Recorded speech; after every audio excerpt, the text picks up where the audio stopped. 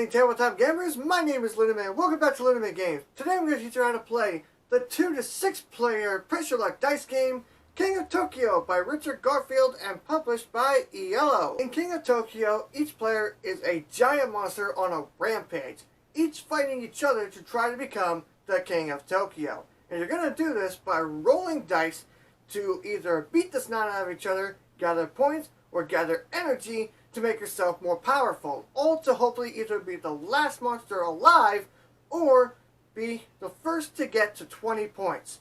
Let's get to the table and let's see what's in the box.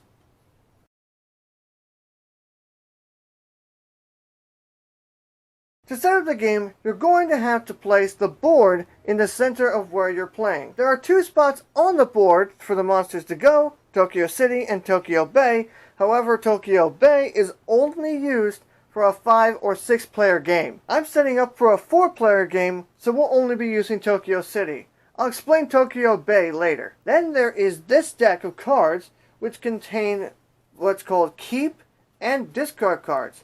Keeps are basically cards that you'll keep in front of you, and they basically give you special abilities for the rest of the game.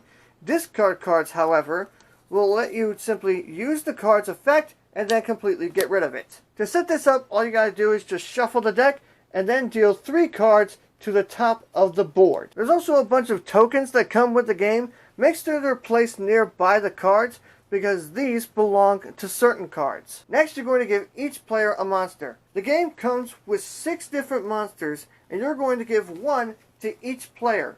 You can either deal them out randomly or you can have the players choose one. Each of these have 2 dials that you're going to set. This one up here with the star has the amount of points that you'll have. Set that to 0.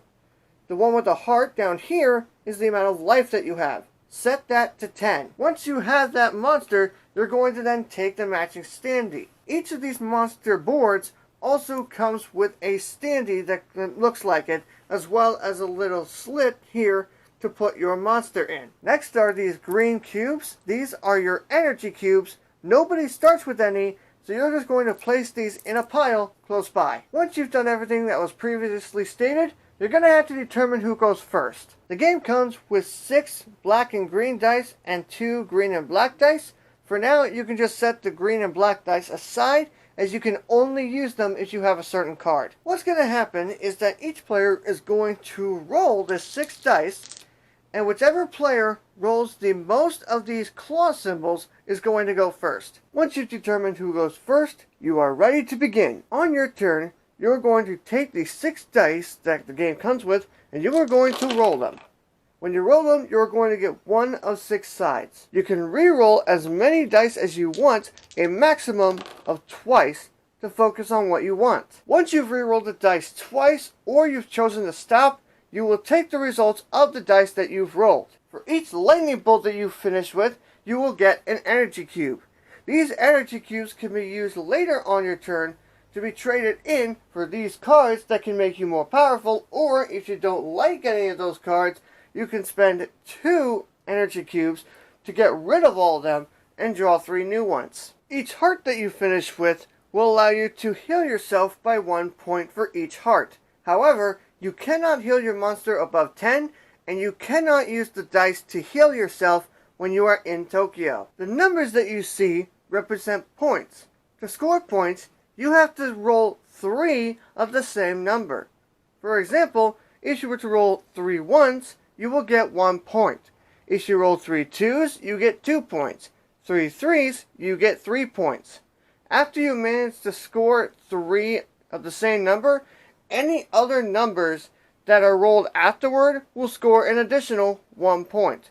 For example, if I were to have rolled 3 2s and then a 4th 2, I will actually get 3 points. Because 3 2s is 2 points, and there's an extra, that would be an extra point. For every claw that you finish, you will deal a damage to each of your opponents unless there is nobody in Tokyo. If there is nobody in Tokyo, you will not deal any damage, but instead, you will take control of Tokyo and place your standee in Tokyo City. When you are in Tokyo, every claw that you've rolled at the end of your rolling phase will deal 1 damage each to every monster that's outside. However, if there is a monster in Tokyo, any monster that's outside of Tokyo that rolls claw marks will only hit the monster that's in Tokyo. This would be a good time to point out that if you have taken damage while you are in Tokyo by another monster, you have the option, you don't have to do this if you don't want to, but if you want, you can choose to leave Tokyo, and then the monster who damaged you gets to take control of Tokyo. Now, why you might want to leave Tokyo is so that if you are low on health, you can leave and be able to heal yourself. You are not, however, allowed to just simply choose to leave Tokyo of your own free will. Another monster has to attack you before you have the option to leave. There are 2 benefits for going into Tokyo and 1 penalty. The first benefit is that once you enter Tokyo, you have earned 1 point. For each turn that you've started in Tokyo, you will earn 2 points. However, as I stated earlier, the penalty is you cannot use the dice to heal yourself while you're in Tokyo. You are still able to use cards, however, to heal yourself. If your health reaches the skull and crossbones, you are out of the game.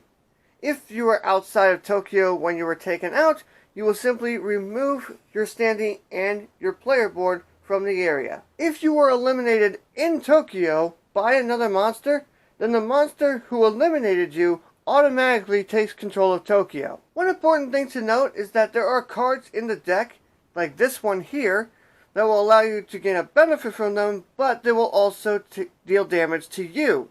It is possible to get yourself eliminated from these cards. However, cards that deal damage to you are not considered an attack.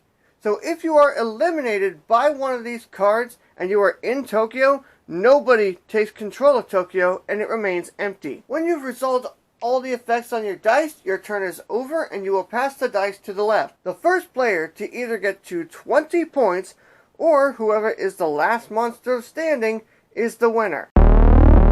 If you are playing a 5 or 6 player game, you will use Tokyo Bay. Tokyo Bay is a second spot for a player to put their monster. If a player has taken control of Tokyo, the next player who rolls a claw mark will deal a damage to the monster in Tokyo and then take control of Tokyo Bay. If a monster is in Tokyo Bay, they are considered to be in Tokyo. Attacks by a monster that is in Tokyo will not target another monster that is in Tokyo. They only target monsters that are outside.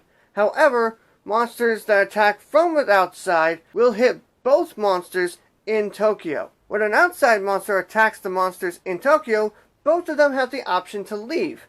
However, if the monster in Tokyo City leaves, but the Tokyo Bay stays, then the monster in Tokyo Bay will move up to Tokyo City, and the monster who attacked takes control of Tokyo Bay. And that is everything you need to know in order to play King of Tokyo. As always, if you have any questions at all, feel free to leave them in the comments below and I will get to them. I hope you all enjoyed this video. If you did, give it a big thumbs up. That means a lot to me. If you want to know my thoughts on King of Tokyo, or you want to learn how to play more games, make sure you hit the subscribe button down below for more tutorials, reviews, and unboxings. Thank you all as always so much for watching, and I will see you all in the next video. But until next time, see you later!